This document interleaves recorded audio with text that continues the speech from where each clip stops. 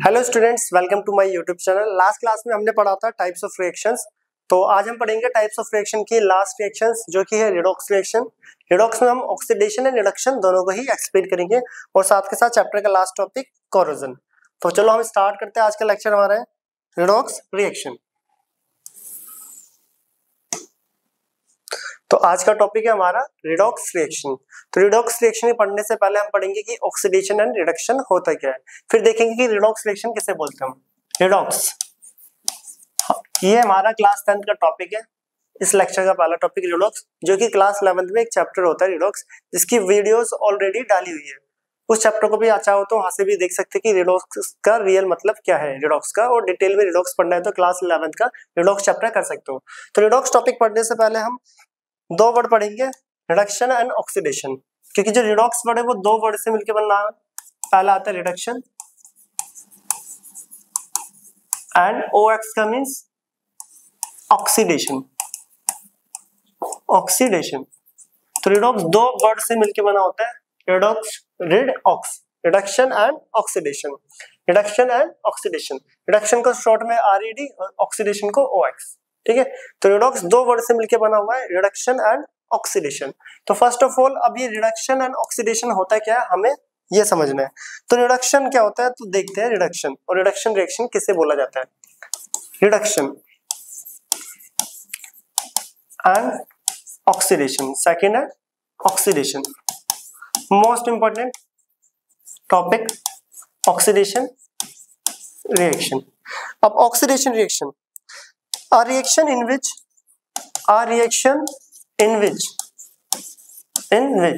जिस रिएक्शन में ऑक्सीजन का ऐड होना, a reaction in which adding of oxygen,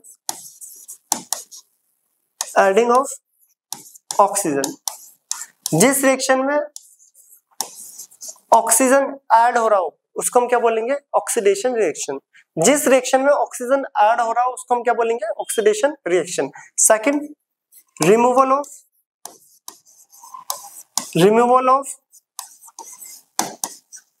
hydrogen, जिसमें हाइड्रोजन रिमूव हो रही हो उसको भी हम क्या बोलेंगे, ऑक्सीडेशन। क्या बोलेंगे, ऑक्सीडेशन।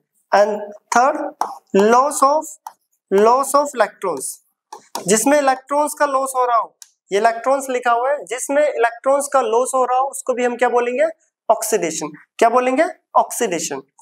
तो a reaction in which adding of oxygen, अगर जिस रिएक्शन में ऑक्सीजन ऐड हो रही हो, हम एग्जांपल लेंगे अभी बहुत सारे, उसको हम ऑक्सीडेशन बोलते हैं। अगर हाइड्रोजन रिमूव हो रहा हो तो उसको भी हम ऑक्सीडेशन बोलेंगे, एंड इलेक्ट्रॉन्स का लॉस हो रहा हो उसे भी हम ऑक्सीडेशन बोलेंगे। तो वन बाय वन एग्जांपल देखेंगे और समझेंगे क्या होता है हमारा ऑक्सीडेशन। अगर बात करें रिडक्शन की, तो रिडक्शन ऑक्सीडेशन का जस्ट अपोजिट होता है। Just opposite means a reaction in which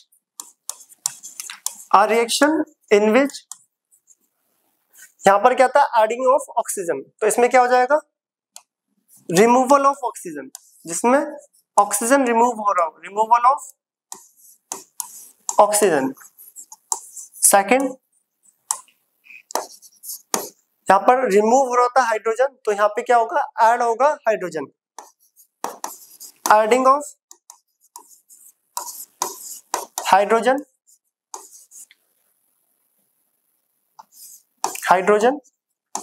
and वहां पे इलेक्ट्रॉन लॉस था, तो यहां पे क्या हो जाएगा, गेन ऑफ इलेक्ट्रॉन्स। तो ऑक्सीडेशन होता है एडिंग ऑफ ऑक्सीजन, या फिर रिमूवल ऑफ हाइड्रोजन, या फिर लॉस ऑफ इलेक्ट्रॉन्स। अगर इनमें से कुछ भी हो रहा है तो वो रिएक्शन कहलाएगी ऑक्सीडेशन। क्लियर, सबके एग्जांपल लेंगे, फिर देखेंगे कि रिडॉक्स का मतलब क्या है और रिडॉक्स रिएक्शन किन्हें कहा जाता है, वो सब बाद में आएगा। नेक्स्ट, रिमूवल ऑफ ऑक्सीजन हो रहा हो तो रिडक्शन होगा। अगर किसी रिएक्शन में हाइड्रोजन का ऐड हो रहा हो, एडिशन हो रहा हो, तो वो भी रिडक्शन कहलाएगी, और इलेक्ट्रॉन गेन हो रहे हैं तो वो भी रिडक्शन कहलाएगी। क्या कहलाएगी, रिडक्शन। तो ये तो बेसिक स्टेटमेंट है ऑक्सीडेशन एंड रिडक्शन की, इसे नोट करें। अब वन बाय वन हम एग्जांपल के थ्रू ऑक्सीडेशन एंड रिडक्शन को समझेंगे, फिर देखेंगे कि फाइनली की रिडॉक्स रिएक्शन क्या होती है, और इलेक्ट्रॉन लॉस और गेन से हम कैसे आइडेंटिफाई करेंगे कि कोई रिएक्शन ऑक्सीडेशन है और रिडक्शन। तो इसे नोट करें। हम आते हैं नेक्स्ट स्लाइड पर, जो कि हमारी एनसीईआरटी बुक की एक्टिविटी भी और एक एग्जांपल करके भी हम यहाँ पर कर रहे हैं। एग्जांपल, ये हमारे पास है कॉपर, कॉपर इसका कलर होता है brown, reddish brown type, reddish brown, brown लिख सकते हो, क्लियर। तब कॉपर ऑक्सीजन के साथ हीट करा जाता है, क्या करा जाता है, तो कॉपर को हीट कर रहे हैं ऑक्सीजन के प्रेजेंस में, क्या कर रहे हैं, कॉपर को हीट करा जा रहा है ऑक्सीजन के प्रेजेंस में, तो यहाँ पे मिलता है कॉपर ऑक्साइड, कॉपर 2 ऑक्साइड। 2 इसका ये ऑक्सीडेशन नंबर रिप्रेजेंट करा गया है यहाँ पर, जिसको आप छोटी क्लासेस में एज अ वैलेंसी की तरह पढ़ते हो, बट ये ऑक्सीडेशन नंबर होता है जो रिडॉक्स हायर क्लासेस में हम पढ़ेंगे। इसका नाम है कॉपर 2 ऑक्साइड। ये होता है ब्लैक कलर का, किस कलर का, ब्लैक। सबसे इंपॉर्टेंट तो पहले यहाँ पर है जो ये ब्राउन कलर का कॉपर है, कुछ बुकों में रेडिश ब्राउन लिखा होता है, कुछ में ब्राउन, ठीक है, तो मैंने पूरा लिख दिया रेडिश ब्राउन। तो जो ये ब्राउन कलर का कॉपर है, तब इसको ऑक्सीजन के प्रेजेंस में हीट करा जाता है, तो कौन सा कलर मिलता है, ब्लैक कलर का कॉपर ऑक्साइड। इसका पूरा नाम कॉपर 2 ऑक्साइड। ये एग्जाम में पूछा जाता है, a metal X which is brown in colour heated with oxygen find Y. तो एक्स मेटल क्या है और वाई क्या है और वाई का कलर बताओ। तो इस टाइप से क्वेश्चन पूछा जाता है, जो कि हम करेंगे भी। तो कॉपर को ऑक्सीजन के प्रेजेंस में जब हीट करा तो हमें मिला है कॉपर ऑक्साइड। कॉपर ऑक्साइड का कलर ब्लैक। अब यहाँ पर इस एग्जाम्पल को क्यों पढ़ा जा रहा है, तो देखो दिख रहा है हमें यहाँ पर, जो कॉपर है, कॉपर ऑक्सीजन के साथ रिएक्ट करके कॉपर ऑक्साइड बन रहा है, कॉपर ऑक्सीजन के साथ रिएक्ट करके कॉपर ऑक्साइड बन रहा है। तो ऑक्सीजन का ऐड हो रहा है, यहाँ पे देखो ऑक्सीजन क्या हो रहा है, ऐड। बैलेंसिंग कर लेते हैं लोग। यहाँ पे देखो कॉपर में ऑक्सीजन ऐड हो रहा है तो बन रहा है कॉपर ऑक्साइड। तो ऑक्सीजन का ऐड होना क्या होता है, ऑक्सीजन का ऐड होना, एडिंग ऑफ ऑक्सीजन, ऑक्सीडेशन। तो यहाँ पे क्या हो रहा है, कॉपर का ऑक्सीडेशन हो रहा है। तो यहाँ पे किस टाइप की रिएक्शन है, ऑक्सीडेशन। किस टाइप के, ऑक्सीडेशन। ऑक्सीडेशन को शॉर्ट में ऐसे लिखते हैं, ठीक है, पूरा नाम लिख दो ऑक्सीडेशन, ऑक्सीडेशन। तो कॉपर के साथ ऑक्सीजन ऐड हो रहा है, तो ये रिएक्शन की कौन सी टाइप हुई, ऑक्सीडेशन रिएक्शन। कौन सी टाइप हुई, ऑक्सीडेशन रिएक्शन। और साथ के साथ मैं यहां पर लिख सकता हूं copper is oxidised to copper oxide. Copper oxidised होके क्या बना रहा है, कॉपर ऑक्साइड। कॉपर ऑक्सीडाइज्ड होके क्या बना रहा है, कॉपर ऑक्साइड। तो ये होती है ऑक्सीडेशन। जिस रिएक्शन में ऑक्सीजन का ऐड हो रहा हो वो होगा ऑक्सीडेशन। तो अब और भी एग्जांपल लिखते हैं। तो ये जो ब्लैक कलर का कॉपर ऑक्साइड है, इसको फर्दर आगे कर रहे हैं। जो ब्लैक कलर का कॉपर ऑक्साइड है, किस कलर का, ब्लैक कलर का कॉपर ऑक्साइड। जब इसे हाइड्रोजन गैस के साथ रिएक्ट करा जाता है, H2 से पास करा जाता है, तो यहाँ पे मिलता है क्या। अब देखो ये बहुत इंपॉर्टेंट रिएक्शन है। अब यहाँ पर हम 1 बाय 1 ऑक्सीडेशन और रिडक्शन सबको समझेंगे। तो कॉपर ऑक्साइड हाइड्रोजन के साथ रिएक्ट करता है, तो कॉपर प्लस H2O को ले जाएगा, H2O क्या बन गया, वाटर। Copper plus water. अब पूछेंगे कि इसमें बताओ कि ऑक्सीडेशन एंड रिडक्शन कौन सा है, ऑक्सीडेशन एंड रिडक्शन कहां पर हो रहा है। तो बेसिक सा फंडा जो कि यहाँ पर है, कॉन्सेप्ट है बेसिक सा, कि देखो यहाँ पर इस टाइप से लिखा करो, कॉपर ऑक्साइड से क्या बन रहा है, कॉपर। कॉपर ऑक्साइड से क्या बन रहा है, कॉपर। यहाँ पर ऑक्सीजन का लॉस हो रहा है, यहाँ पे ऑक्सीजन निकल रहा है, तो रिमूवल ऑफ ऑक्सीजन। यहाँ पे मैं क्या हो रहा है, रिमूवल ऑफ ऑक्सीजन, ठीक है, रिमूवल ऑफ ऑक्सीजन। और ऑक्सीजन का रिमूव होना कहलाता है रिडक्शन। देखो ये रहा, ऑक्सीजन का रिमूव होना, सॉरी ऑक्सीजन का रिमूव होना कहलाता है रिडक्शन। ये रहा, ठीक है, ऑक्सीजन का रिमूव होना रिडक्शन। क्लियर। तो रिडक्शन, ऑक्सीजन का रिमूव होना रिडक्शन। तो कॉपर ऑक्साइड से ऑक्सीजन जा चुका है और वो अकेला कॉपर बचा हुआ है। क्लियर। अब यहाँ पर क्या हो रहा है, यहाँ हाइड्रोजन के पास कौन आ रहा है, H2 के पास कौन आ रहा है, ऑक्सीजन आ रहा है। तो यहाँ पे क्या हो रहा है, एडिशन ऑफ ऑक्सीजन। और ऑक्सीजन का ऐड होना क्या होता है, ऑक्सीजन का ऐड होना हो रहा है, उसको बोलते हैं ऑक्सीडेशन। ठीक है, रिडक्शन को शॉर्ट में ऐसे लिखते हैं REDN और ऑक्सीडेशन को लिखते हैं OXDN। तो देख लो यहाँ पर removal of oxygen is called reduction, adding of oxygen is called oxidation, is called oxidation. तो इस रिएक्शन में ऑक्सीडेशन एंड रिडक्शन दोनों हो रहा है। ऑक्सीडेशन एंड रिडक्शन दोनों हो रहा है। अभी वापस देख लेना यहाँ पर पीछे, removal of oxygen, reduction, adding of oxygen, oxidation. Clear? तो इस रिएक्शन में ऑक्सीडेशन और रिडक्शन दोनों हो रहा है, क्योंकि हम यहाँ पे अब रिडॉक्स रिएक्शन को समझने वाले हैं। उससे पहले जो जो यहाँ पे रिएक्शन में हो रहा है हम यहाँ पे लिखते हैं। तो copper oxide, copper oxide is oxidised,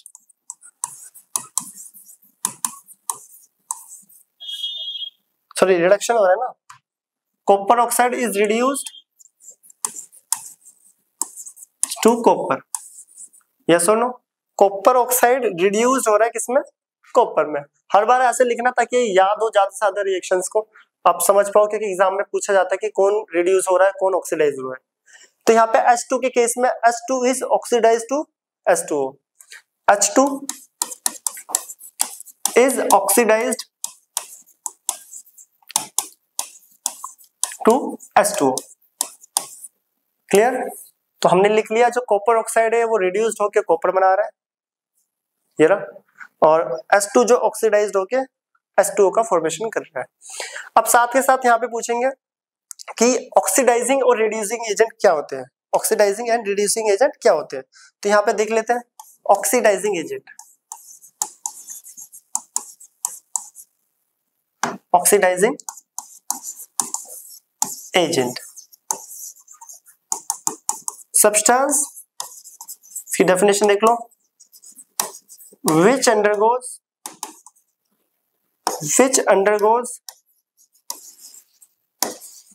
reduction is called oxidizing agent, oxidizing agent. अब ऑक्सीडाइजिंग एजेंट कौन होते हैं, ऑक्सीडाइजिंग एजेंट कौन होते हैं? तो लिखा है सब्सटेंस विच अंडरगोज रिडक्शन, जो सब्सटेंस क्या करे? रिडक्शन करे। जो सब्सटेंस रिडक्शन करे वो ऑक्सीडाइजिंग एजेंट कहलाते हैं। अभी देखते हैं इसमें कौन सा ऑक्सीडाइजिंग। तो साथ ही साथ यहाँ पे ये भी देख लेते हैं रिड्यूसिंग एजेंट क्या डेफिनेशन होती है इसकी और क्या होता है रिड्यूसिंग एजेंट। डेफिनेशन इसके अपोजिट ही है रिड्यूसिंग एजेंट की, reducing agent substance which undergoes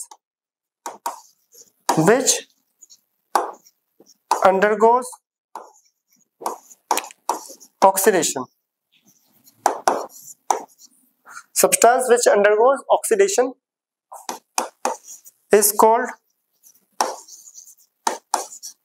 reducing agent। तो एग्जाम में पूछा जाता है ऑक्सीडाइजिंग एंड रिड्यूसिंग एजेंट, तो डेफिनेशन भी बोलती है और क्या होता है। रिड्यूसिंग एजेंट कौन होता है? सब्सटेंस विच अंडरगोज ऑक्सीडेशन, जो सब्सटेंस ऑक्सीडेशन करे वो रिड्यूसिंग एजेंट होते हैं और जो सब्सटेंस रिडक्शन करे वो ऑक्सीडाइजिंग एजेंट होते हैं।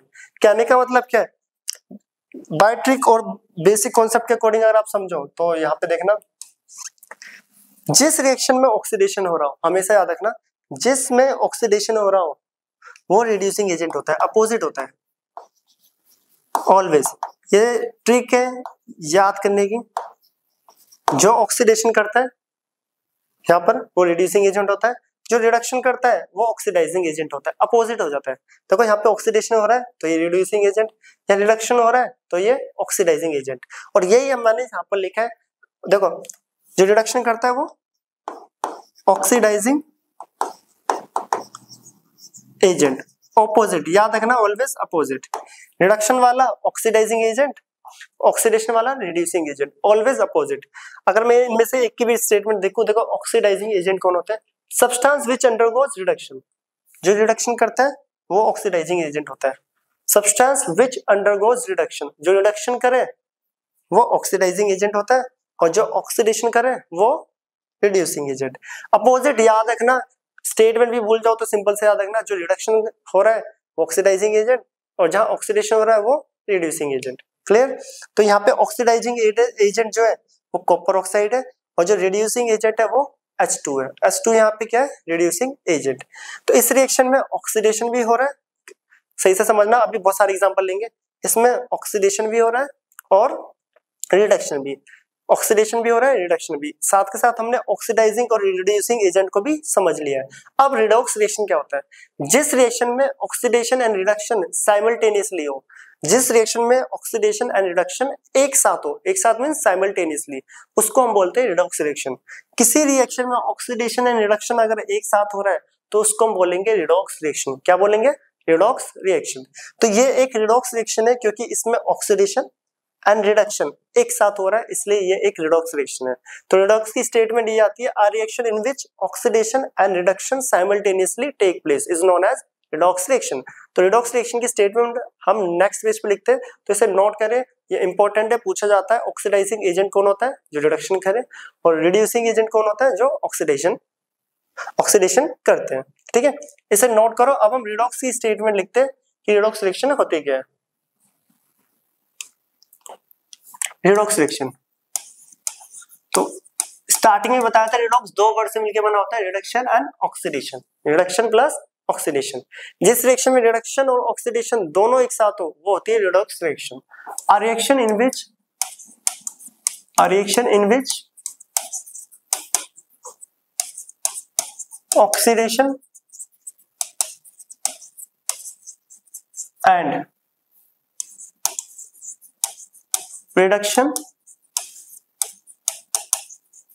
simultaneously takes place। जिस रिएक्शन में ऑक्सीडेशन एंड रिडक्शन एक साथ हो is known as redox reaction. ठीक है, याद रखना बहुत इंपॉर्टेंट है। तो रिडॉक्स का रियल मतलब क्या होता है? जिसमें ऑक्सीडेशन और रिडक्शन एक साथ हो। क्या हो? जिसमें ऑक्सीडेशन एंड रिडक्शन एक साथ हो, उसको हम बोलते हैं रिडॉक्स रिएक्शन। तो बताओ ये एक रिडॉक्स रिएक्शन है? हाँ है। इसमें ऑक्सीडेशन एंड रिडक्शन एक साथ हो रहा है एक ही रिएक्शन में, इसलिए इसको हम रिडॉक्स रिएक्शन बोलते हैं। तो रिडॉक्स रिएक्शन क्या होता है? जिसमें ऑक्सीडेशन एंड रिडक्शन एक साथ हो। क्लियर? और भी एग्जांपल लेते हैं अब वन बाय वन। एग्जांपल, तो हर रिएक्शन में हम सब कुछ लिखेंगे, ऑक्सीडाइजिंग, रिड्यूसिंग, ताकि पहचानेंगे ज्यादा से ज्यादा एग्जांपल लेकर। जिंक ऑक्साइड कार्बन के साथ जब रिएक्ट करता है तो जिंक प्लस कार्बन ऑक्साइड बनाता है। जिंक ऑक्साइड कार्बन के साथ रिएक्ट करता है तो कार्बन मोनोऑक्साइड निकल गया एंड जिंक अकेला हो गया। तो बताओ इसमें ऑक्सीडेशन एंड रिडक्शन कहां कहां पर हो रहा है? तो ऑक्सीडेशन और रिडक्शन देखो, जिंक ऑक्साइड से जिंक, यहाँ पे ऑक्सीजन का रिमूव हो रहा है, ऑक्सीजन रिमूव हो रहा है, रिमूवल ऑफ ऑक्सीजन, और ऑक्सीजन का रिमूव होना रिडक्शन कहलाता है। क्या कहलाता है? रिडक्शन। और इसमें ऑक्सीजन क्या हो रहा है? ऐड हो रहा है। देख लो, कार्बन से कार्बन मोनोऑक्साइड बन रहा है, तो adding of oxygen, adding of oxygen जो कि कहलाएगा ऑक्सीडेशन। क्या कहलाएगा? ऑक्सीडेशन। ठीक है, रिडक्शन और ऑक्सीडेशन समझ आ गया।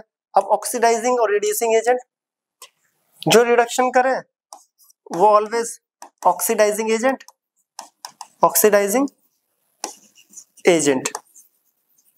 और जो ऑक्सीडेशन कर रहे हैं वो ऑलवेज रिड्यूसिंग एजेंट। ठीक है, तो ऑक्सीडाइजिंग और रिड्यूसिंग एजेंट भी हमने यहाँ पर मेंशन कर दिए। और यहाँ पे हो क्या रहा है? ZNO is reduced to zinc। ZNO is reduced to zinc, और carbon is oxidized to carbon monoxide. Carbon is oxidized to CO, carbon oxidized होके CO का फॉर्मेशन कर रहा है।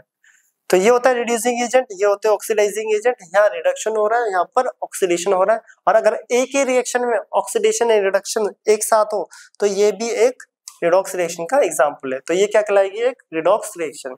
Means oxidation and reduction simultaneously take place is known as redox reaction. जिस भी reaction में oxidation and reduction एक साथ हो उसे हम बोलते हैं रिडॉक्स रिएक्शन। क्या बोलते हैं? Redox reaction. तो और भी एग्जांपल करते हैं अब नेक्स्ट। तो नेक्स्ट एग्जांपल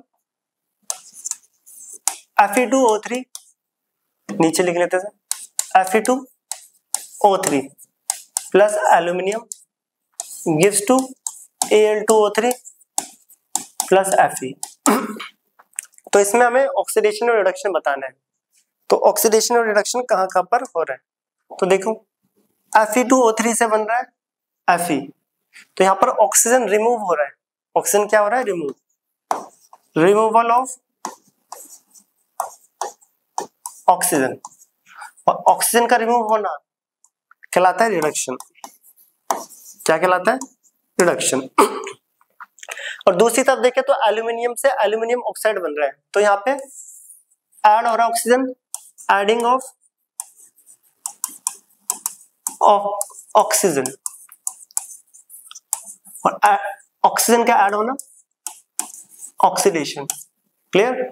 अब ऑक्सीडाइजिंग और रिड्यूसिंग एजेंट, रिडक्शन हो रहा है तो ये ऑक्सीडाइजिंग एजेंट, ऑक्सीडाइजिंग एजेंट, और ये अगर ऑक्सीडेशन कर रहा है तो ये एल्यूमिनियम यहां पर है रिड्यूसिंग एजेंट। तो इस रिएक्शन में ऑक्सीडेशन एंड रिडक्शन दोनों हो रहा है, तो ये भी एक रिडॉक्स रिएक्शन है। तो यहाँ पर Fe2O3 जो है is reduced,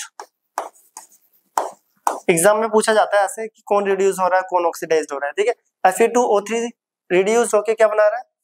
reduce to Fe, और जो एल्यूमिनियम है aluminium is oxidised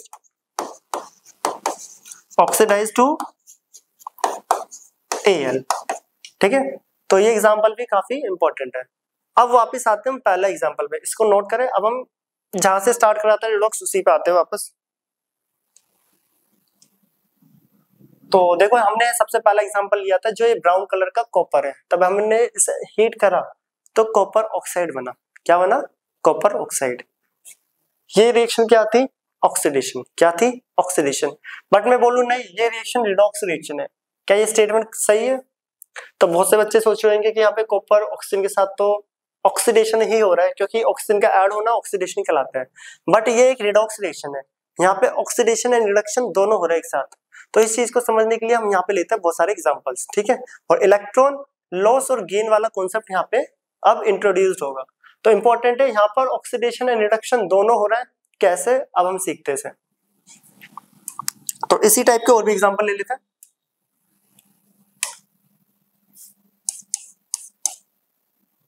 Mg plus O2, देखने में भले ये रिएक्शन लग रही है मैग्नीशियम ऑक्साइड ऑक्सीजन का ऐड होना, बट यहाँ पर ये एक रिडॉक्स रिएक्शन है। Similarly Na plus O2 Na2O, तो इसको बैलेंस करा 2, ठीक है 2।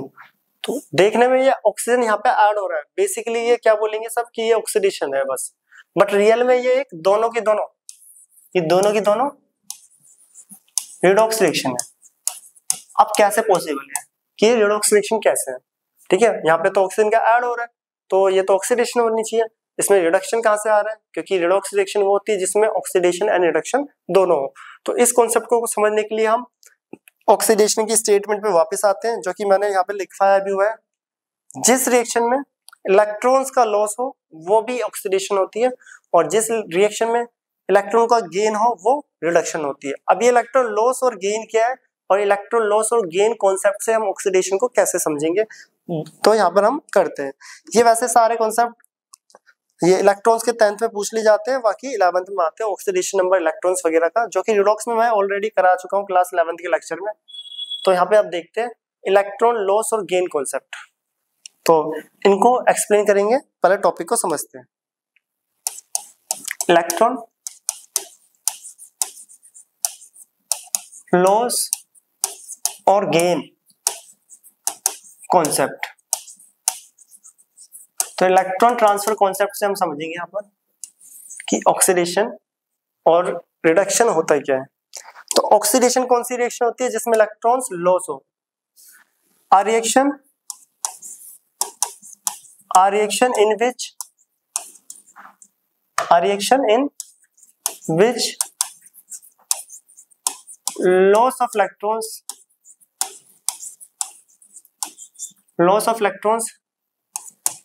is known as या is called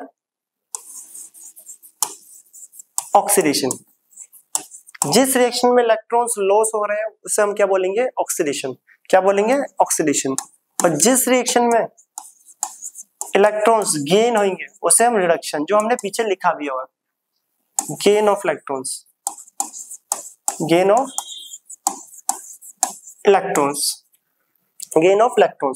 is called reduction.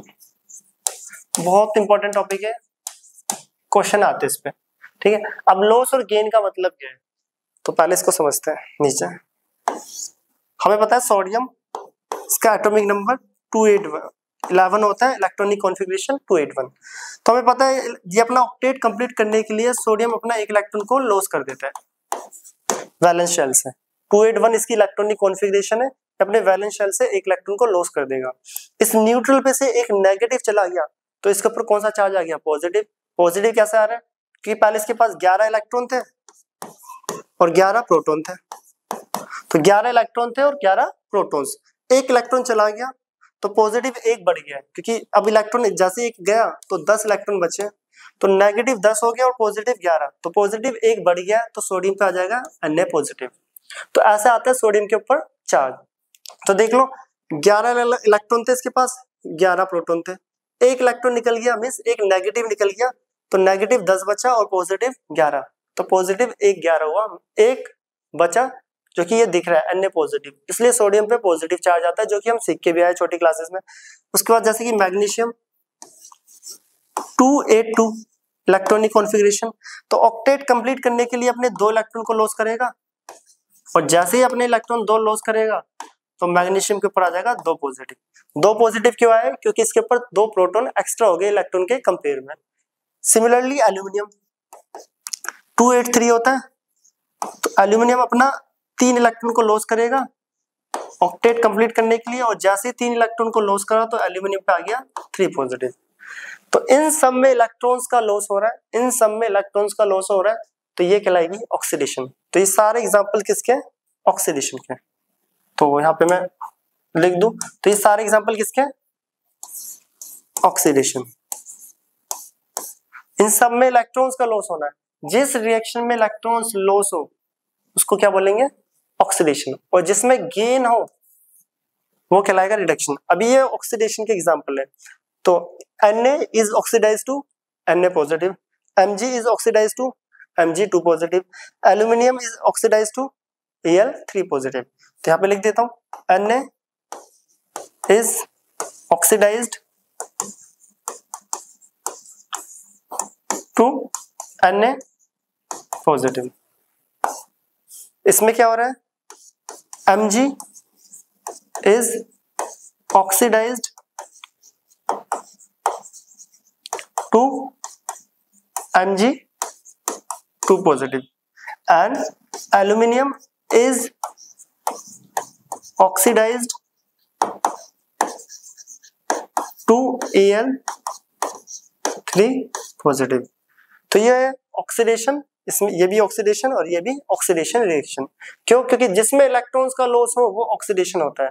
और सोडियम अपने इलेक्ट्रॉन को क्यों लॉस कर रहा है? क्योंकि उसे ऑक्टेट कंप्लीट करना है, और जैसे एक इलेक्ट्रॉन लॉस करा तो मैंने बताया 11 में से एक इलेक्ट्रॉन निकल गया तो 10 इलेक्ट्रॉन बचे और 11 प्रोटॉन, तो प्रोटॉन एक ज्यादा हो गया। इसी टाइप से इसमें 2 पॉजिटिव एंड 3 पॉजिटिव। तो ये सब के सब ऑक्सीडेशन रिएक्शन के एग्जाम्पल है। अब आता है गेन ऑफ इलेक्ट्रॉन्स के एग्जाम्पल। रिडक्शन क्या होता है, तो यहाँ पे समझ लेते हैं रिडक्शन के एग्जाम्पल।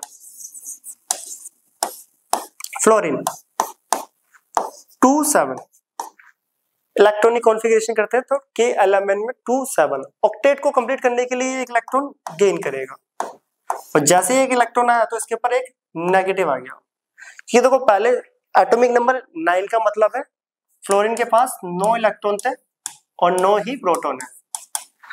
एक इलेक्ट्रॉन एक्स्ट्रा आ गया, इसने गेन करा है ऑक्टेट कंप्लीट करने के लिए, एक इलेक्ट्रॉन को गेन करा है।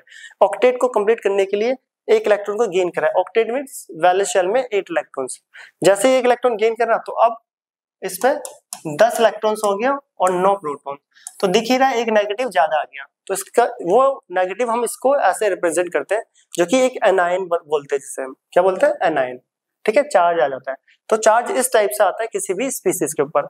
सिमिलरली ऑक्सीजन 2,6 एटॉमिक नंबर 8 होता है, तो ये ऑक्टेट कंप्लीट करने के लिए 2 इलेक्ट्रॉन को गेन करेगा और ये बन जाएगा ऑक्सीजन 2 नेगेटिव। और नाइट्रोजन 2,5 ऑक्टेट को कंप्लीट करने के लिए 3 इलेक्ट्रॉन को गेन करेगा एंड नाइट्रोजन 3 नेगेटिव। तो इन तीनों केसेस में इलेक्ट्रॉन्स का गेन हो रहा है, गेन ऑफ इलेक्ट्रॉन्स, तो ये सब क्या कहलाएगा, रिडक्शन। तो ये सारी ऑक्सीडेशन रिएक्शन है और वो सब रिडक्शन। और इसमें हो क्या रहा है यहाँ पर, तो fluorine is reduced to F negative, यहाँ पे oxygen is reduced to O2 negative, clear. Then nitrogen is reduced to N3 negative, nitrogen is reduced to N3 negative. तो ये होता है ऑक्सीडेशन और ये होता है रिडक्शन, जो कि हमने electron loss and gain concept से ऑक्सीडेशन एंड रिडक्शन को समझ लिया है। ये बहुत ज्यादा इंपॉर्टेंट है, इसको नोट करना। अब करते हैं हम क्वेश्चंस इसके। ये तो जस्ट एग्जांपल्स को समझाए कि ऑक्सीडेशन एंड रिडक्शन है क्या। इसको नोट करो, इसका स्क्रीनशॉट या नोट कर लेना और आगे हम बढ़ते हैं। ठीक है, इसको नोट करें। अब लेते हैं हम इसके डिफरेंट कुछ एग्जाम्पल्स। इसका स्क्रीनशॉट ले लो, मैं पीछे हो जाता हूँ। तो अगला अब आता है एग्जांपल्स में। देखो यहाँ पे ये क्वेश्चंस अभी भी है कि इसको रिडॉक्स रिएक्शन क्यों बोलते हैं। यहाँ तक पहुंचने के लिए हम बेसिक से स्टार्ट करते हैं रिएक्शन को। ठीक है, इसे नोट हो गया। तो अगला अब आता है एग्जांपल। पहला Na प्लस Cl2 जो कि बनता है NaCl। बैलेंस करना चाहो तो हाफ लिख के भी बैलेंस कर लो या ऐसे कर लो, क्लियर। तो यहाँ पर अब ये ऑक्सीडेशन रिएक्शन है या रिडक्शन, ना यहाँ पे ऑक्सीजन है और ना ही यहाँ पे हाइड्रोजन है। तो इसको हम कैसे चेक करेंगे, इलेक्ट्रॉन ट्रांसफर कॉन्सेप्ट से, कि ये ऑक्सीडेशन रिएक्शन है या फिर रिडक्शन, क्लियर। तो देखते पहले सोडियम, ये 2 हटा देता हूँ अभी बैलेंसिंग वाला। ठीक है, अभी के लिए 2 वगैरह हटा देता हूँ। NaCl बनता कैसा है, फॉर्मेशन ऑफ NaCl।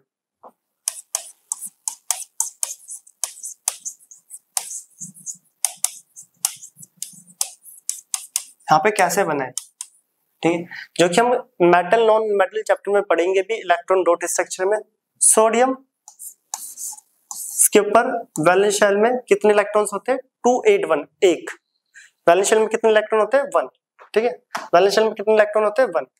दूसरी तरफ क्लोरीन, जिसके वैलेंस शेल में कितने हैं, 7, 3, 4, 5, 6, 7। तो NaCl का फॉर्मेशन कैसा होता है वो देख लो। अब सोडियम को 281 होता है, वैलेंस शेल में 1 इलेक्ट्रॉन, इसका 287 होता है। इसको ऑक्टेट कंप्लीट करने के लिए अपना 1 इलेक्ट्रॉन को लॉस करना है और उसको ऑक्टेट कंप्लीट करने के लिए 1 इलेक्ट्रॉन को गेन करना है। अगर सोडियम अपना इलेक्ट्रॉन उसको दे दे तो इसका भी ऑक्टेट कंप्लीट और उसका भी ऑक्टेट कंप्लीट, और ऐसा होता है। और यहाँ पे जो बॉन्ड बनता है वो होता है आयनिक बॉन्ड, जो हम 3rd चैप्टर में पढ़ेंगे भी। तब भी मैं यहाँ पे बता दूं आयनिक बॉन्ड होता है क्या। पहले आयनिक बॉन्ड, आयनिक बॉन्ड और आयनिक कंपाउंड, ठीक है, यहाँ पे समझ लेते हैं, वैसे डिटेल में हम आगे पढ़ेंगे। When a bond is formed, when a bond is formed between 2 atoms by transfer of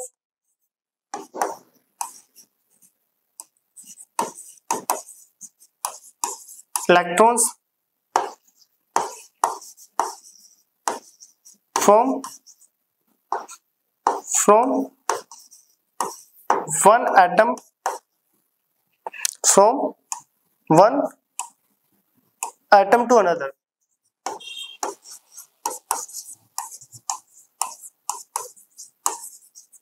that is metal to non metal, metal to non metals. Such type of bond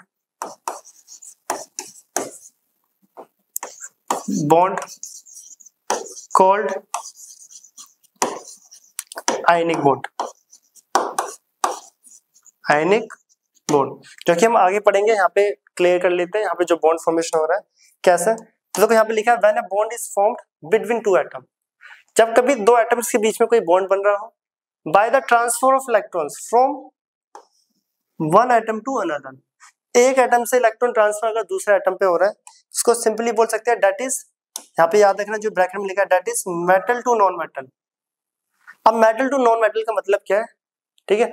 metal से electron जाएंगे non metal की तरफ. अब इनमें से metal और non metal क्या है, वापस पीछे वाली स्लाइड पे हूं. जो इलेक्ट्रॉन्स को लॉस करते हैं, जो इलेक्ट्रॉन्स को लॉस करते हैं और लॉस करके इलेक्ट्रोपॉजिटिव हो जाते हैं. इलेक्ट्रोपॉजिटिव मींस जिनके ऊपर पॉजिटिव आते हैं वो कहलाते हैं मेटल्स. तो मेटल्स की स्टेटमेंट है metals are electropositive in nature. तो यहाँ पे मैं नोट करके लिख देता हूँ, ये बहुत इंपॉर्टेंट है क्योंकि कॉन्सेप्ट तभी अच्छे से क्लियर होगा आपको सारे बेसिक बताओ. तो मेटल्स क्या होते हैं, मेटल्स आर, तो ये मेटल नॉन मेटल में पढ़ेंगे हम, पर मैं यहाँ पे एक्सप्लेन कर रहा हूँ क्योंकि एग्जांपल आया. Metals are electropositive in nature, electropositive in nature. तो मेटल्स जो होते हैं वो इलेक्ट्रोपॉजिटिव होते हैं. मेटल्स जो होते हैं इलेक्ट्रोपॉजिटिव, और इलेक्ट्रोपॉजिटिव का मतलब क्या है देखते हैं अभी. और नॉन मेटल जो होते हैं, non metals are electronegative in nature, electronegative in nature. Simply बोला जाए जो मेटल्स होते हैं वो इलेक्ट्रोपॉजिटिव है और नॉन मेटल जो है इलेक्ट्रोनेगेटिव. मेटल्स कौन है, इलेक्ट्रोपॉजिटिव, और नॉन मेटल जो है इलेक्ट्रोनेगेटिव. इलेक्ट्रोपॉजिटिव का मतलब क्या है, जो इलेक्ट्रॉन्स को लॉस करके पॉजिटिव चार्ज बनाए, जो इलेक्ट्रॉन्स को लॉस करके पॉजिटिव चार्ज बनाए वही कहलाते हैं मेटल्स. तो ये मेटल है क्योंकि ये इलेक्ट्रॉन को लॉस कर रहा है. मैग्नीशियम भी मेटल है क्योंकि इलेक्ट्रॉन को लॉस कर रहा है, और एल्यूमिनियम भी मेटल्स है, वो इलेक्ट्रॉन्स को लॉस कर रहे हैं. तो ये सारे मेटल्स हैं, ये जो मेटल्स, ठीक है. तो मेटल्स की स्टेटमेंट होती है metals are electropositive in nature. तो ये सारे क्या है, मेटल्स. जो इलेक्ट्रॉन को लॉस करते हैं वो मेटल्स होते हैं. और नॉन मेटल कौन होते हैं, non metals are electronegative in nature. जो इलेक्ट्रॉन को गेन करके नेगेटिव हो जाए, गेन करके नेगेटिव हो जाए और गेन करके नेगेटिव हो जाए, वो नॉन मेटल कहलाते हैं. तो ये सब क्या है, नॉन मेटल. तो आप नॉन मेटल और मेटल की स्टेटमेंट और आइडेंटिफाई इस टाइप से कर सकते हो इलेक्ट्रॉनिक कॉन्फ़िगरेशन से कि कौन सा सब्सटेंस मेटल है और कौन सा नॉन मेटल. इसको नोट करें. इसका रिलेशन अगली वाली स्टेटमेंट से देखो क्या है. यहाँ पे लिखा था when a bond is formed between two atom by the transfer of electron from one atom to another. अगर दो एटम के बीच में बॉन्ड बन रहा है और कैसे बन रहा है, वो इलेक्ट्रॉन के ट्रांसफर से बन रहा है. वो भी ट्रांसफर एक एटम से दूसरे एटम पे हो रहा है. और बेसिकली बोला जाए तो वो रियल में इलेक्ट्रॉन का जो ट्रांसफर होता है वो मेटल से नॉन मेटल से की तरफ होता है. मेटल कौन होता है, जो इलेक्ट्रॉन को लॉस करे, कॉमन सी बात है, ट्रांसफर करेगा. और जो नॉन मेटल हो वो गेन करे. तो ये अपना लॉस करेगा इलेक्ट्रॉन और ये गेन करेगा. तो when a bond is formed between two atom by the transfer of electron from one atom to another, that is metal to non metal. Sodium metal क्यों है, क्योंकि लॉस कर रहा है, और जो लॉस करते हैं वो मेटल होते हैं और जो गेन करता है वो नॉन मेटल. तो इसलिए लिखा है जो इलेक्ट्रॉन ट्रांसफर होता है वो मेटल से नॉन मेटल की तरफ होता है. और इन दोनों के बीच में अब जो बॉन्ड बनेगा वो कहलाएगा आयनिक बॉन्ड. आयनिक इसलिए होता है क्योंकि ये दे रहा है पॉजिटिव, वो ले रहा है नेगेटिव. पॉजिटिव और नेगेटिव दो आयंस आ गए ना, इसलिए इनको बोल दिया आयनिक बॉन्ड. और यहाँ पे सिंपली सब जो बॉन्ड बन जाएगा वो बन जाएगा इनके बीच में जो NaCl के बीच में जो बॉन्ड होता है वो आयनिक, और NaCl एक आयनिक कंपाउंड है. आप ऐसे पॉजिटिव नेगेटिव भी रिप्रेजेंट कर सकते हो, पॉजिटिव और नेगेटिव भी इस टाइप से रिप्रेजेंट करते हो. तो ये बना है NaCl के बीच में एक आयनिक बॉन्ड. अब यहाँ पर इसका क्या रोल था, तो अब यहाँ पे अलग से लेते हैं. देखो सोडियम एंड क्लोरीन, जब ये बना है Cl2 तो NaCl बैलेंस कर लेते हैं, बैलेंस हो गया. तो NaCl बनते टाइम सोडियम तो अपने इलेक्ट्रॉन्स को लॉस करता है, सोडियम तो अपने इलेक्ट्रॉन्स को लॉस करता है, लॉस ऑफ इलेक्ट्रॉन्स, जो कि दिख भी रहा है, सोडियम अपने इलेक्ट्रॉन्स को लॉस करता है. इसको हम डिटेल में यहाँ पे देख कर भी आए कि सोडियम क्यों करता है और कैसे पॉजिटिव बन रहा है. सोडियम अपने इलेक्ट्रॉन को लॉस कर रहा है और लॉस ऑफ इलेक्ट्रॉन होता है ऑक्सीडेशन। तो देखो यहाँ पे लिखा हुआ है जो इलेक्ट्रॉन्स को लॉस करे वो ऑक्सीडेशन और जो इलेक्ट्रॉन्स को गेन करे वो रिडक्शन। याद रखना, बहुत इंपॉर्टेंट है और इसे पढ़ना भी है। जो इलेक्ट्रॉन्स को लॉस करे ऑक्सीडेशन और जो गेन करे रिडक्शन। देखो जो इलेक्ट्रॉन्स को लॉस करे, सोडियम लॉस कर रहे हैं, लॉस करके ये Na के साथ पास Na पॉजिटिव बनाते हैं, ठीक है। इलेक्ट्रॉन्स को लॉस करे ऑक्सीडेशन। क्लोरीन क्या करता है, गेन करता है, किससे, सोडियम से। जो गेन करे क्लोरीन, एरो देखना क्लोरीन पे जा रहा है, ठीक है, वो एरो सोडियम पे था। तो गेन ऑफ इलेक्ट्रॉन्स, और इलेक्ट्रॉन्स को गेन करे वो रिडक्शन। तो ये एक रिडॉक्स रिएक्शन है, हाँ है। ये loss of electrons oxidation, gain of electrons reduction, gain of electrons reduction. अब आता है यहाँ पे वही ऑक्सीडाइजिंग रिड्यूसिंग एजेंट। तो जो रिडक्शन करते हैं वो ऑक्सीडाइजिंग एजेंट, ऑक्सीडाइजिंग एजेंट, और जो ऑक्सीडेशन करते हैं वो रिड्यूसिंग एजेंट, रिड्यूसिंग एजेंट। तो ये एक रिडॉक्स रिएक्शन है, इसमें ना ही कोई ऑक्सीजन है और ना ही कोई हाइड्रोजन है, उसके बाद भी इसमें ऑक्सीडेशन रिडक्शन हो रहा है, और ये एक रिडॉक्स रिएक्शन है। इसको एक्सप्लेन कर रहा है हमने किससे, इलेक्ट्रॉन ट्रांसफर कॉन्सेप्ट से। किससे, इलेक्ट्रॉन ट्रांसफर कॉन्सेप्ट से। जो लॉस करे वो ऑक्सीडेशन और जो गेन करे वो रिडक्शन। और NaCl का फॉर्मेशन होता कैसे, जो कि हमने यहाँ पे राइट में देख भी रखा है, आयनिक बॉन्ड में समझा भी दिया, जिसको हम 3rd चैप्टर में डिटेल में पढ़ेंगे, और 11th के chapter chemical bonding chapter number 4 उसमें मैंने एक्सप्लेन कराई हुआ है आयनिक बॉन्ड क्या होता है, कैसे बनता है, सब कुछ। तो ये एक रिडॉक्स रिएक्शन है। सोडियम इज ऑक्सीडाइज टू, वो Na पॉजिटिव में बनता है, जो कि पीछे लिख दिया है, ठीक है। तो यहाँ पे ये रिड्यूसिंग एजेंट है और ये ऑक्सीडाइजिंग एजेंट। तो ये ऑक्सीडेशन, ये रिडक्शन, और ये होगा पूरी रिएक्शन जो है वो कहलाएगी एक रिडॉक्स रिएक्शन। क्या कहलाएगा, एक रिडॉक्स रिएक्शन है। तो ठीक है, ये NaCl का था। अब देखते हैं हम अगला MgCl2, Mg प्लस Cl2, तो ये बनता है मैग्नीशियम क्लोराइड। और आयनिक कंपाउंड के बीच में कैसा बनता है वो देख लो। मैग्नीशियम के पास 2 इलेक्ट्रॉन्स होते हैं वैलेंस शेल में, और यहाँ पे 2 क्लोरीन है, 1 2 3 4 5 6 7, 1 2 3 4 5 6 7, एक ही इसको गेन लॉस करेगा, एक इसको, ये बन जाएगा MgCl2। अब यहाँ पे पीछे कंफ्यूज मत हो जाना, ये बैलेंसिंग के लिए कि यहाँ पे तो 2 क्लोरीन थे, मैंने वहां पे 1 क्यों लिखा है। इसको रियल में ऐसे लिखते हैं Na plus half Cl2 gives to NaCl, ये है इसका रियल, ठीक है। सही से इसे ऐसे लिखा जाता है करेक्ट वे में, वैसे ये भी करेक्ट है। इसमें क्या है, 2 से 2 कैंसिल, कट नहीं करते, मैंने बैलेंसिंग में भी सिखाया था। 2 से 2 कैंसिल आउट, क्लोरीन कितना है 1, सोडियम कितना है 1, सोडियम कितना है 1, क्लोरीन कितना है 1, ठीक है। ये NaCl इसके लिए है, वो तो बैलेंसिंग के लिए मैंने क्लोरीन 2 है तो 2 2 लगा दिया है। इसका मतलब ये नहीं कि वहां पे 2 क्लोरीन लगाए हुए हैं, 2 क्लोरीन लगा रहे हैं तो 2 सोडियम भी है फिर, ठीक है। अगर आप यहाँ पे सोचो कि 2 क्लोरीन है यहाँ पे, तो यहाँ पे 2 सोडियम भी है, एक सोडियम एक क्लोरीन को दे रहा है, दूसरा दूसरे को, या फिर आप उसको ऐसे फ्रैक्शन में बैलेंस करके भी समझ सकते हो। यहाँ पर देख लो, यहाँ पे बट ऐसा कुछ नहीं है, मैग्नीशियम एक इस क्लोरीन को दे रहा है, एक मैग्नीशियम इसको क्लोरीन को दे रहा है, तो MgCl2 नॉर्मली फॉर्म्ड हो रहा है। तो यहाँ पे मैग्नीशियम लॉस कर रहे हैं क्योंकि मेटल है, पीछे बता भी दे, लॉस ऑफ इलेक्ट्रॉन्स क्योंकि ऑक्सीडेशन कहलाता है, गेन ऑफ इलेक्ट्रॉन्स रिडक्शन कहलाता है, गेन ऑफ इलेक्ट्रॉन्स रिडक्शन। जो रिडक्शन कहलाता है वो oxidizing agent, oxidizing agent, reducing agent. Clear. अब वापस आते हैं उस वाले क्वेश्चन पे, इसे नोट करें। अब आते हैं उस वाले क्वेश्चन पे जो पीछे था। अब बताओ ये रिएक्शन जो थी कहाँ गई, जो मैंने पूछा था, ये रिडॉक्स रिएक्शन कैसे है।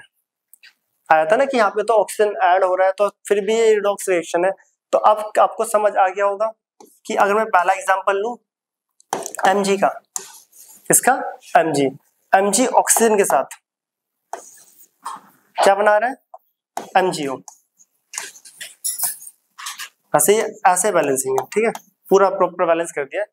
मैग्नीशियम एक ऑक्सीजन के साथ 2 से 2 कैंसिल आउट, ठीक है, एक ऑक्सीजन के साथ मैग्नीशियम ऑक्साइड बनाते हैं, बाद में तो सब बैलेंसिंग के लिए हम लगा लेंगे। कितने ऑक्सीजन है? एक। तो यहां पर देखना मैग्नीशियम ऑक्सीजन के साथ, ये जो आयनिक कंपाउंड का जो फॉर्मेशन है हम आगे करेंगे भी, ठीक है, मेटल नॉन मेटल में। कितने ऑक्सीजन है? एक। मैग्नीशियम के वैलेंस शेल में होते हैं 2 इलेक्ट्रॉन्स और ऑक्सीजन के होते हैं 6, 1 2 3 4 5 6। तो एक ही इसको लॉस कर देगा और एक ये दे देगा, क्योंकि इसने भी अपना ऑक्टेट कंप्लीट कर लिया। मैग्नीशियम होता है 282 और ऑक्सीजन होता है 26। देखो मैग्नीशियम को 2 इलेक्ट्रॉन्स लॉस करने थे और ऑक्सीजन को 2 चाहिए थे, तो ये बन गया MgO। तो ये मैग्नीशियम ऑक्साइड का जो कि फॉर्मेशन है आयनिक कंपाउंड में हम पढ़ेंगे, ठीक है, जो मैं साथ के साथ यहाँ पे लिख भी रहा हूं। ये रहा वो एक ऑक्सीजन। तो दिख रहा है कि मैग्नीशियम क्या कर रहा है? इलेक्ट्रॉन्स को लॉस। और लॉस ऑफ इलेक्ट्रॉन्स क्या होता है? ऑक्सीडेशन। क्या होता है? ऑक्सीडेशन। और यहाँ पे क्या हो रहा है? Gain of electron, oxygen gain कर रहा है, गेन ऑफ इलेक्ट्रॉन्स, जो कि होता है रिडक्शन। तो आ गया ना कि ये रिडॉक्स रिएक्शन है, क्योंकि इसमें ऑक्सीडेशन भी हो रहा है और रिडक्शन भी। अगर आप सिर्फ ऑक्सीजन के बेस पे देखोगे तो ये एक ऑक्सीडेशन रिएक्शन है, जो कि कॉपर वाली भी थी। जो रेडिश ब्राउन का जो कॉपर पाउडर था उसको जब हीट कराता तो कॉपर 2 ऑक्साइड बनाता। वैसे तो वो ऑक्सीडेशन है, क्लास 10th के अकॉर्डिंग आप ऑक्सीडेशन लिखोगे, बट इलेक्ट्रॉन ट्रांसफर कॉन्सेप्ट के अकॉर्डिंग अगर देखा जाए तो वो रिडॉक्स रिएक्शन कहलाएगी। तो क्लास 10th के अकॉर्डिंग आप उसे दोनों ही बता सकते हो कि वो ऑक्सीडेशन भी है और इलेक्ट्रॉन ट्रांसफर कॉन्सेप्ट के अकॉर्डिंग रिडक्शन भी है, ठीक है। तो ये ऑक्सीडेशन है तो ये रिड्यूसिंग एजेंट, ये रिडक्शन है तो ये ऑक्सीडाइजिंग एजेंट, ऑक्सीडाइजिंग एजेंट। अब इस रिएक्शन का आप खुद करके देख लेना। सोडियम जो कि लॉस करता है ऑक्सीडेशन, ऑक्सीजन जो कि गेन करता है रिडक्शन। क्लियर? तो ये था हमारा रिडॉक्स रिएक्शन, पहला टॉपिक आज के लेक्चर का, जो कि टॉपिक था रिडॉक्स रिएक्शन। तो जिस रिएक्शन में ऑक्सीडेशन एंड रिडक्शन एक साथ हो उसको हम बोलते हैं रिडॉक्स रिएक्शन।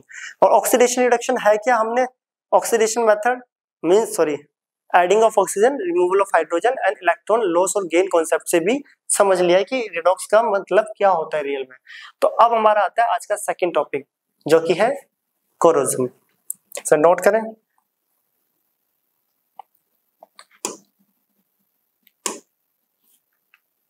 तो अब आता है कोरोजन।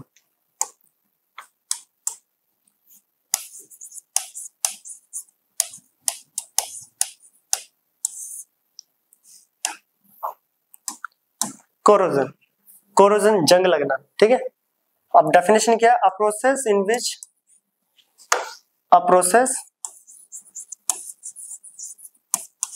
इन विच slowly eating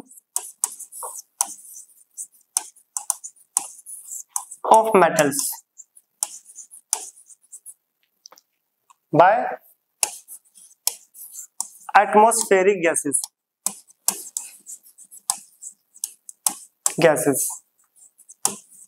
such as CO2, carbon dioxide, oxygen, hydrogen sulphide, H2S जो कि होता है hydrogen sulphide,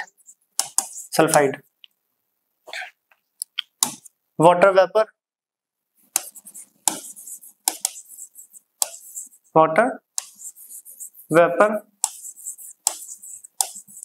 etc. So metals converted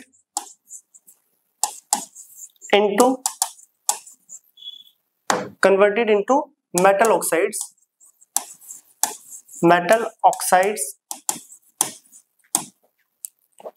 carbonates, sulfides, etc. is known as corrosion. अब कोरोजन की स्टेटमेंट क्या बोल रही है और ये होता है क्या है? कोरोजन क्या होता है? मेटल के ऊपर जंग लगना। बेसिकली हमने सुना भी होगा कि मेटल जो कि लोहा होता है, सुना होगा, देखा भी है, लोहे के ऊपर जंग लग जाता है, इसको बोलते हैं कोरोजन और रस्टिंग। तो हम पढ़ेंगे आज की मेटल्स के कोरोजन के बारे में पढ़ना है और ये किसके वजह से होता है और क्या होता है कोरोजन। तो देखो पहले डेफिनेशन को समझते हैं, फिर लेंगे example one by one. A process in which slowly eating of metals by atmospheric gases. अब आसपास जो एटमॉस्फेरिक गैसेस होती है जैसे carbon dioxide, oxygen, water vapour, moisture, hydrogen sulphide, ये सब क्या होता है, मेटल को स्लोली करके डैमेज करती रहती है। ठीक है, ये सारी गैसेस स्लोली क्या करते हैं, डैमेज करती है, जिसकी वजह से जो मेटल्स होते हैं किस में कन्वर्ट होने लगते हैं, मेटल के ऑक्साइड, जैसे आयरन ऑक्साइड, फेरिक ऑक्साइड, लोहे में जंग लगता है, हम देखेंगे भी। कुछ कार्बोनेट्स में कन्वर्ट हो जाते हैं, कुछ सल्फाइड्स में कन्वर्ट हो जाते हैं, और इस प्रोसेस को बोलते हैं कोरोजन। लोहे में देखा होगा, लोहे को लॉन्ग टाइम के लिए ओपन एयर या मॉइस्चर के आसपास रख दो तो उसके ऊपर रेडिश ब्राउन कलर की लेयर लग जाती है, जिसको हम बोलते हैं रस्टिंग ऑफ आयरन या फिर कोरोजन। बेसिक टर्म में बोला जाता है लोहे पे जंग लग चुका है, या सुनो, तो इसको बोलते हैं कोरोजन। अब हम समझेंगे कोरोजन को वन बाय वन सारे एग्जांपल लेकर। अब हम एग्जांपल समझेंगे किसके, कोरोजन। पहला आ रहा है जो एग्जांपल में, कोरोजन ऑफ आयरन, इसको रस्टिंग भी बोलते हैं। क्या बोला जाता है, रस्टिंग। तो लोहे पे जो जंग लगता है वो किस कलर का होता है और उसकी केमिकल रिएक्शन क्या है, ये बहुत इंपॉर्टेंट है। ठीक है, ये रिएक्शन काफी इंपॉर्टेंट रिएक्शन है। तो यहाँ पर क्या होता है, जब आयरन जो कि Fe होता है किसके साथ, X molecule of H2O plus 3/2 molecules of oxygen के साथ रिएक्ट करता है। X मॉलिक्यूल मतलब कि मॉइस्चर डिपेंड करता है कि कितने वाटर वेपर प्रेजेंट है एटमॉस्फेयर में और आसपास, तो उसके अकॉर्डिंग ही जो कंपाउंड बनेगा हमारा, देख लो, जो कि बनता है Fe2O3 point X molecule of H2O। ये जनरल फॉर्मूला है जो कि रेडिश ब्राउन कलर का जो लोहे पे जंग लगता है। ये है फेरिक ऑक्साइड, फेरिक ऑक्साइड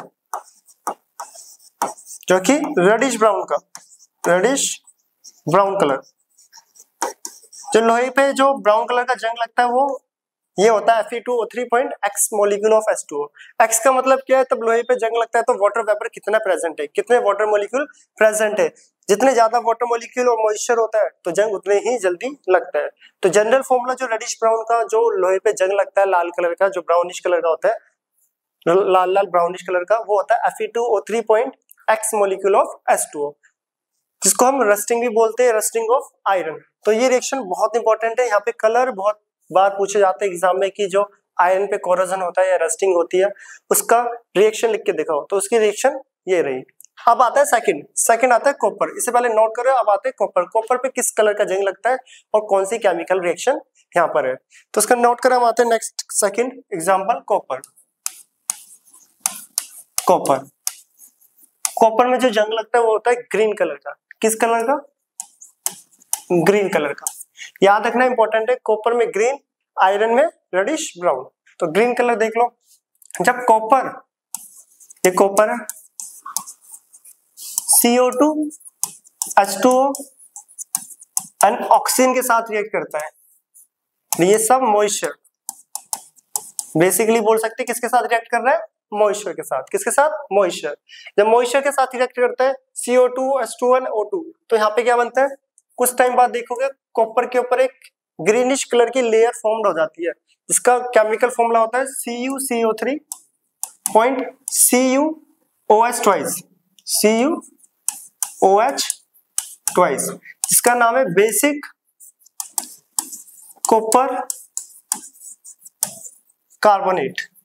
क्या नाम होता है इसका, बेसिक कॉपर कार्बोनेट। और यही होता है जो ग्रीन कलर का कॉपर पे जंग लगता है। तो कॉपर पे किस कलर की जंग लगता है, ग्रीन कलर का, मोस्ट इंपोर्टेंट। और ये रिएक्शन याद रखना, जब कॉपर मॉइस्चर के साथ रिएक्ट करता है, मॉइस्चर पे present CO2 water and O2 के साथ रिएक्ट करता है, तो हमें मिलता है बेसिक कॉपर कार्बोनेट जो कि ग्रीन कलर का है। ये केमिकल फॉर्मूला, जो ये नाम और केमिकल फॉर्मूला और कलर, ये मोस्ट इंपोर्टेंट है, एग्जाम में पूछा जाता है। तो हमने देखा कि जो आयरन होता है उसमें रेडिश ब्राउन कलर का एंड कॉपर में ग्रीन कलर का। थर्ड आता है सिल्वर, चांदी। तो सिल्वर पे जो जंग लगता है वो होता है ब्लैक। अब उसकी रिएक्शन देख लो, ये इंपॉर्टेंट है। सिल्वर में कौन सा लगता है, ब्लैक। तब सिल्वर जो कि Ag होता है, सिल्वर हाइड्रोजन सल्फाइड के साथ रिएक्ट करता है, हाइड्रोजन सल्फाइड गैस के साथ रिएक्ट करता है, hydrogen sulphide gas. Hydrogen sulphide जो गैस होती है उसकी जो स्मेल होती है वो याद रखना पूछी जाती है, rotten egg smell, rotten egg smell, egg smell. तो रोटन एग स्मेल होता है, सड़े हुए अंडे की तरह स्मेल होती है हाइड्रोजन सल्फाइड की। क्लियर? तो हाइड्रोजन सल्फाइड की जो स्मेल होती है रोटन एग स्मेल, किसकी तरह? Rotten egg smell. तो हाइड्रोजन सल्फाइड के साथ जब रिएक्ट करता है तो ये बन जाता है silver sulphide Ag2S plus H2। ये है सिल्वर सल्फाइड जो कि ब्लैक कलर का होता है। किस कलर का? ब्लैक। तो सिल्वर में जो ब्लैक कलर का जंग होता है, सिल्वर जो कि चांदी होती है, लॉन्ग टाइम के बाद देखोगे अगर वो मॉइस्चर आसपास ओपन पैकेट में अगर आपने सिल्वर को रखा हुआ है, ओपनली रखा हुआ है, तो उस पर ब्लैक ब्लैक कलर की लेयर आ जाती है जिसकी वजह से सिल्वर की जो शाइनिंग होती है वो चली जाती है। तो ब्लैक कलर की लेयर जनरली हाइड्रोजन सल्फाइड के साथ ही आती है जो कि सिल्वर सल्फाइड कंपाउंड का फॉर्मेशन करता है। ठीक है, जो ब्लैक लेयर है वो क्या है? Silver sulphide. रिएक्शन को बैलेंस करोगे तो 2 एंड बैलेंस है। ठीक है, तो hydrogen silver sulphide black colour का, basic copper carbonate green colour and reddish brown colour iron. तो आयरन में रेडिश ब्राउन कलर, कॉपर में ग्रीन कलर एंड सिल्वर में black colour. Most important reaction है ये कोरोजन की। तो कोरोजन हमने देख लिया, कोरोजन में कहीं पे कार्बोनेट की लेयर बन रही है, कहीं पे सल्फाइड के और कहीं पे ऑक्साइड के साथ रिएक्ट कर रहे हैं। तो डेफिनेशन में देखा जाए तो लिखा भी हुआ था CO2 H2O हाइड्रोजन सल्फाइड इन सब के साथ रिएक्ट करके मेटल्स जो होते हैं वो कन्वर्ट हो जाते हैं मेटल ऑक्साइड्स, जो कि दिख रहा है मेटल ऑक्साइड, कार्बोनेट जो कि बेसिक कॉपर कार्बोनेट कॉपर में बन रहा है, एंड सल्फाइड्स जो कि सिल्वर में फॉर्म्ड हो रहा है। तो ये होता है हमारा कोरोजन, जो कि क्लास 10th में इतना ही पूछा जाता है। इसके बाद आता है मेथड ऑफ प्रिवेंशन। कोरोजन को रोकने के कौन कौन से मेथड है, तो इसको नोट करें। अब आते हैं method of prevention. Methods of prevention.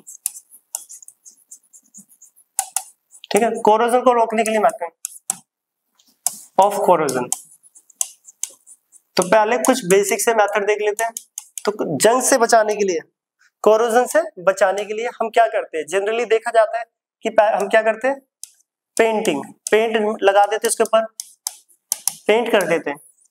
Yes और नो? लोहे के जो आर्टिकल्स होते हैं मेटल्स के, जनरली हम उनके ऊपर पेंटिंग कर देते हैं, पेंट मार देते हैं जिससे कोरोजन से बचा जा सके। सेकंड, ऑयलिंग से भी हम कोरोजन से बच सकते हैं। Third, greasing. ये सबको पता है, ये बेसिक्स है। ग्रीस लगा के भी हम कोरोजन से प्रोटेक्ट कर सकते हैं मेटल्स को। पेंटिंग, ऑयलिंग एंड ग्रीसिंग, ये तो बेसिक्स से थे। अब आता है नेक्स्ट, गैल्वेनाइजेशन। गैल्वेनाइजेशन इंपॉर्टेंट है, पूछा जाता है। अब गैल्वेनाइजेशन होता है क्या? गैल्वेनाइजेशन क्या होता है? जिंक की लेयर चढ़ाई जाती है आयरन के ऊपर। सपोज करो ये एक आयरन का है, इसके ऊपर एक ब्लैक कलर की लेयर लगाई जाती है जिंक की। जैसे कि घर में होते हैं फ्राइंग पैन, नॉन स्टिक तवे भी होते हैं जो घर में यूज करे जाते हैं, और फ्राइंग पैन देखा होगा, वो ब्लैक कलर के लेयर्स होते हैं उनमें। बर्तन, किचन में बहुत सारे बर्तन होते हैं, जैसे कि फ्राइंग पैन बताया है, उसके ऊपर ब्लैक कलर की लेयर चढ़ाई जाती है। ब्लैक कलर के होते हैं, वो जो ब्लैक कलर है ना वो जिंक है। क्या है? जिंक। और वो किसके ऊपर चढ़ाई जाती है? लोहे के ऊपर जिंक की लेयर, आयरन के ऊपर जिंक की लेयर। तो गैल्वेनाइजेशन होता है क्या है? Zinc layer on iron. Zinc की लेयर चढ़ाना आयरन के ऊपर क्या कहलाता है? गैल्वेनाइजेशन। क्या कहलाता है? गैल्वेनाइजेशन। इंपॉर्टेंट है। सपोज करो ये आयरन का एक बर्तन है, ये आयरन का एक बर्तन है, इसके ऊपर हम लगा देते हैं जिंक की लेयर। ठीक है, ब्लैक कलर की लेयर। तो मैं यहाँ पे इसको दूसरे कलर से दिखा देता हूँ, ये ब्लू कलर से, क्योंकि स्क्रीन पहले से ही ब्लैक है। ये लगा दिया मैंने ऊपर जिंक की लेयर। क्या लगा दिया? Zinc layer, zinc layer. और जिंक की लेयर चढ़ाना किसके ऊपर? आयरन के ऊपर। गैल्वेनाइजेशन कहलाता है। घर में फ्राइंग पैन, ठीक है, तवे जो होते हैं वो ब्लैक कलर के होते हैं, तो वो जिंक की लेयर चढ़ी होती है आयरन के ऊपर, फ्राइंग पैन पे भी। अब सेकंड क्वेश्चन यहाँ पे बहुत इंपॉर्टेंट, क्या इंपॉर्टेंट है? जिंक की लेयर तो चढ़ा दी आयरन के ऊपर, तो ये प्रोटेक्ट कैसे कर रहा है आयरन को? ठीक है, कैसे ये प्रोटेक्ट कर रहा है? हमें पता है कि जिंक इज मोर रिएक्टिव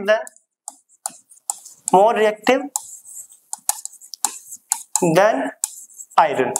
ये मोस्ट इंपॉर्टेंट ज्यादातर बच्चों को बस ये पता होता है कि जिंक की लेयर चढ़ाना आयरन के ऊपर गैल्वेनाइजेशन होता है और इससे हम आयरन को प्रोटेक्ट कर देते हैं, किससे? कोरोजन से। बट कभी फोकस करना, ध्यान देना कि जिंक तो ज्यादा रिएक्टिव होता है आयरन से। रिएक्टिविटी सीरीज में भी देखा हमने, हम प्रीवियस लेक्चर्स में जाके देख सकते हैं, रिएक्टिविटी सीरीज दिखाई हुई थी, हमने पढ़ा था रिएक्टिविटी सीरीज, ये डिस्प्लेसमेंट रिएक्शन में। जिंक तो ज्यादा रिएक्टिव है आयरन से, ये रिएक्टिविटी सीरीज जो कि हम पढ़ के आए। जिंक तो ज्यादा रिएक्टिव है आयरन से, तो जिंक की लेयर चढ़ाने का मतलब तो ये हुआ कि जिंक और जल्दी रिएक्ट कर रहा है, जंग और जल्दी लगना चाहिए, बट ये प्रोटेक्ट कैसे कर रहा है, ये क्वेश्चन है बहुत इंपॉर्टेंट। ठीक है, जिंक ज्यादा रिएक्टिव है, उसके बाद भी जिंक की लेयर आयरन के ऊपर क्यों चढ़ाई जाती है, क्वेश्चन। ठीक है, मोस्ट इंपॉर्टेंट कि जिंक तो ज्यादा रिएक्टिव होता है, उसके बाद भी गैल्वेनाइजेशन क्यों करा जाता है, ये बहुत इंपॉर्टेंट क्वेश्चन है। रीजन, अब जब ये जिंक की लेयर चढ़ाई जाती है, जो ये जिंक है, zinc react with CO2 water, O2, CO2 water and O2 oxygen, जो कि सब किसमें मिलते हैं? मॉइस्चर में। किसमें मिलते हैं? मॉइस्चर, मॉइस्ट एयर में। इसको ऊपर कर देते हैं, ठीक है, मॉइस्चर टू फॉर्म। तो जिंक जो है वो CO2 वाटर एंड ऑक्सीजन, ये जो जिंक है ये CO2 वाटर एंड ऑक्सीजन के साथ रिएक्ट करके to form basic zinc carbonate. क्या बनाता है? Basic zinc carbonate.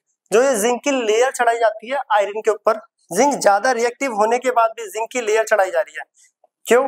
कि जो ये जिंक की लेयर है ये ऑक्सीजन, वाटर एंड CO2 के साथ रिएक्ट करके क्या बनाता है? बेसिक जिंक कार्बोनेट की लेयर। क्या बनाता है? बेसिक जिंक कार्बोनेट की layer, to form basic zinc carbonate layer. तो यहाँ पे मैं लिख देता हूं इसको, टू फॉर्म इनविजिबल होती है तो इसको मैं आगे लिख दूं, ठीक है, टू फॉर्म इनविजिबल, इसको नीचे लिख लेते हैं, to form invisible layer of basic zinc carbonate. तो याद रखना, जो जिंक की लेयर चढ़ाई जाती है, जिंक मॉइस्चर के साथ रिएक्ट करके एक इनविजिबल लेयर बनाता है जो कि बेसिक जिंक कार्बोनेट होता है।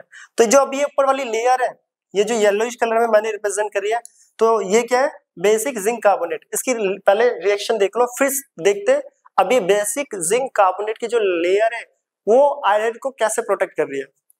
तो जो जिंक है ये CO2, O2 एंड H2O के साथ रिएक्ट करके ZnCO3 डॉट ZnOH ट्वाइस। ये सेम रिएक्शन कॉपर वाली है, जैसे पीछे अभी हमने ग्रीन कलर का कॉपर का कोरोजन के बारे में पढ़ा था। Same basic zinc carbonate, carbonate, ठीक है, बेसिक जिंक कार्बोनेट की एक इनविजिबल लेयर बन जाती है। अब ये लेयर क्या करती है? दिस लेयर प्रोटेक्ट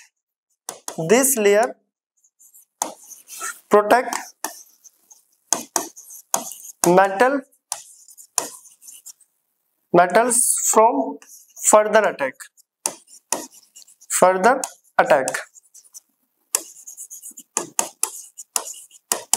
अब ये जो इनविजिबल लेयर जो बनी है, ये जो इनविजिबल लेयर है किसकी? जिंक, बेसिक जिंक कार्बोनेट की। ये इनविजिबल लेयर इस पूरे मेटल को प्रोटेक्ट करती है, किससे? फर्दर अटैक मतलब फर्दर कोरोजन से इसको प्रोटेक्ट करके रखती है।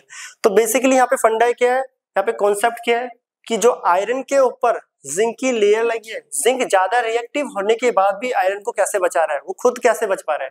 तो जैसे ही जिंक की लेयर चढ़ाई जाती है तो जिंक की लेयर मॉइस्चर के साथ रिएक्ट करके क्या बनाता है? Basic zinc carbonate. किसके साथ? मॉइस्चर के साथ रिएक्ट करके बेसिक जिंक कार्बोनेट की लेयर बनाता है। अब जब ये बेसिक जिंक कार्बोनेट है, ये क्या करता है? This layer protect metals from further attack. जो ये ऊपर इनविजिबल लेयर है, ये मेटल को फर्दर कोरोजन होने से बचाती है। ये सेम कॉन्सेप्ट है एनोडाइजिंग वाला, अभी हम वो भी देखेंगे।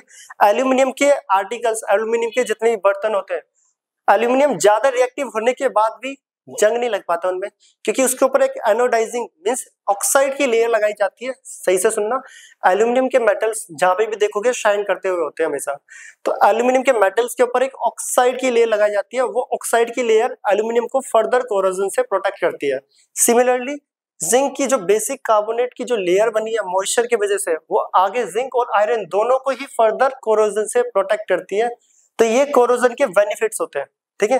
जिंक ज्यादा रिएक्टिव होने के बाद भी आयरन को बचा दे रहा है और खुद को भी बचा दे रहा है।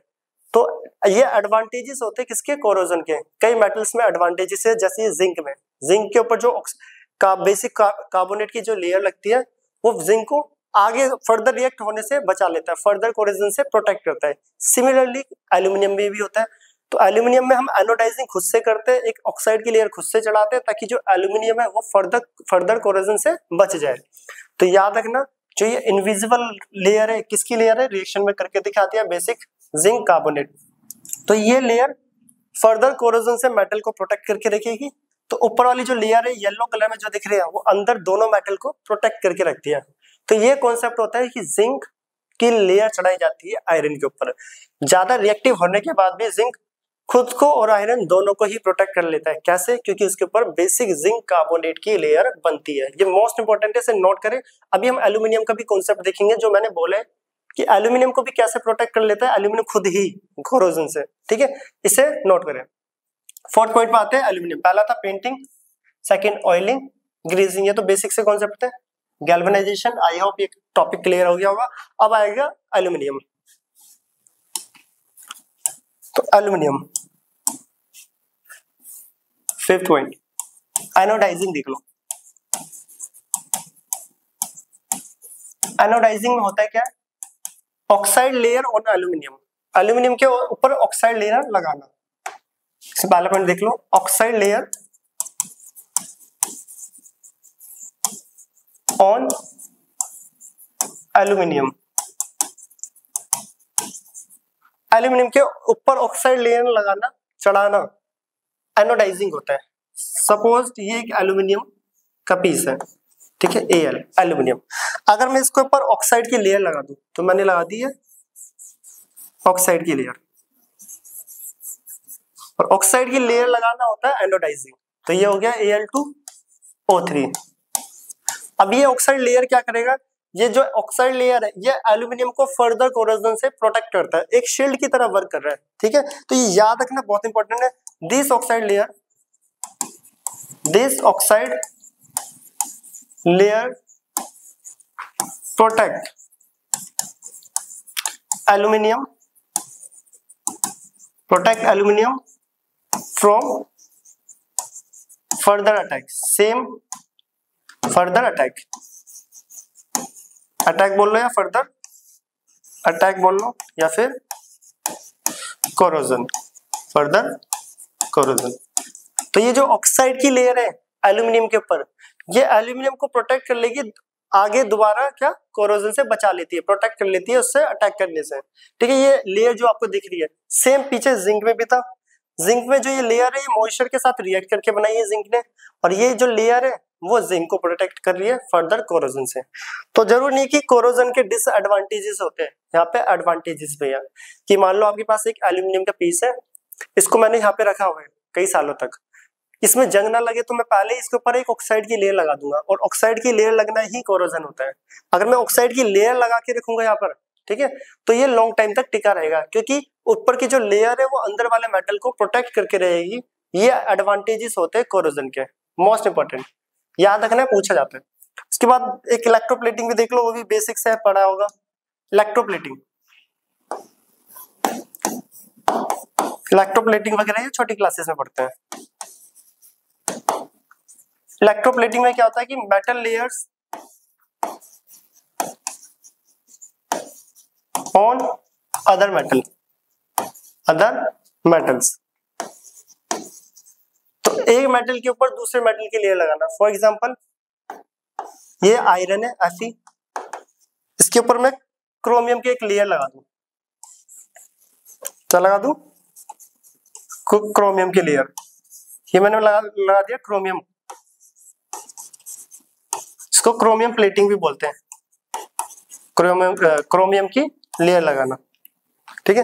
अब क्रोमियम की लेयर लगा के क्या करा जाता है, आयरन को प्रोटेक्ट करा जाता है फर्दर कोरोजन से। देखो यहाँ पे यही है ना कि एक मेटल की लेयर लगाई जा रही है ऑन अनदर मेटल से, एक मेटल के ऊपर दूसरे मेटल की लेयर लगाना।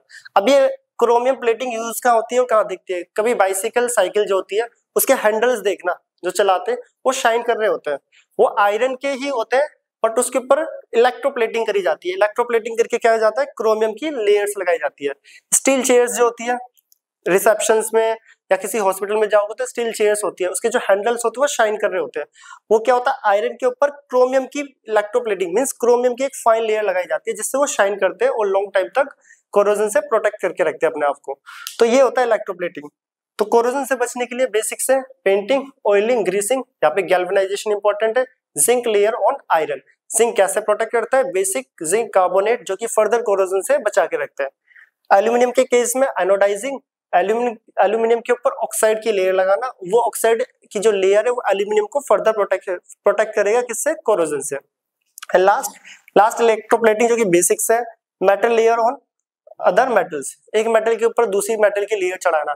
ऐसे डिफरेंट डिफरेंट होते हैं, जो कि मैंने एक एग्जांपल दिया है क्रोमियम प्लेटिंग, जो कि साइकिल के जो हैंडल होते हैं वो आयरन के होते हैं, उसके ऊपर क्रोमियम की प्लेटिंग करी जाती है। तो ये था हमारे चैप्टर का लास्ट टॉपिक जो कि है कोरोजन। अब हम मिलते हैं नेक्स्ट लेक्चर में, इसका अगर कोई टॉपिक बचा होगा तो वो कवर करेंगे, अगर कोई टॉपिक नहीं बचा इस चैप्टर का तो हम करेंगे questions, subjective and objective question दोनों का लेक्चर्स आएंगे। तो आप ये नोट करें, अभी मिलते हैं नेक्स्ट लेक्चर में।